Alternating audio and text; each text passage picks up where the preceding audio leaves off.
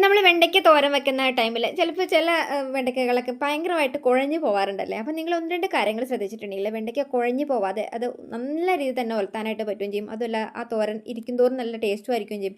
കേടാവത്തുമില്ല കേട്ടോ ദിവസങ്ങളും ഇരുന്നാലും. ഇതുപോലെ ഒന്ന് ചെയ്ത് നോക്ക്. അപ്പോൾ നമ്മൾ വെണ്ടയ്ക്ക അരിയാൻ നേരത്തെ ഇത്തിരി കട്ടി കൂട്ടി ഇതുപോലെ ഒന്ന് ഇത്തിരി കട്ടിക്കായിട്ട് എടുക്കുക. പിന്നെ നമ്മളത് വെണ്ടയ്ക്ക കഴുകുമ്പോൾ തന്നെ പെട്ടെന്ന് തന്നെ അത് അരിഞ്ഞെടുക്കാണ്ട് അതിൻ്റെ മുകൾ ഭാഗത്തുള്ള വെള്ളമൊക്കെ ഒന്ന് തടവി ഒന്ന് നല്ല തുണി വെച്ച് തുടച്ച് കളഞ്ഞിട്ട് വേണം വെണ്ടയ്ക്ക അരിഞ്ഞെടുക്കാൻ കേട്ടോ. ഇനി നമ്മളിത് ഇതുപോലെ നല്ല മൺചട്ടി ഉണ്ടെങ്കിൽ നമുക്ക് മൺചട്ടിയിലേക്ക് എടുത്തിട്ട് നമുക്കത് എടുക്കുകയാണെങ്കിൽ പെട്ടെന്ന് നമുക്ക് ഒരുപാട് ദിവസം അത് ആ ഒരു 2 ദിവസമൊക്കെ നമുക്ക് വെണ്ടയ്ക്ക ബാലൻസ് തോരൻ ഇരുന്നാലും ആ ഇത് കേടാവത്തില്ല കേട്ടോ തോരൻ.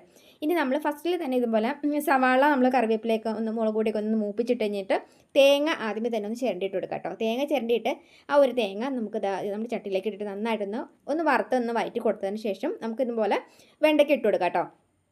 ഇങ്ങനെ വെണ്ടയ്ക്ക ഇട്ട് കൊടുത്തിട്ട് നമ്മളൊന്ന് മൂടി വയ്ക്കുക. മൂടി വെച്ചിട്ട് നിങ്ങൾ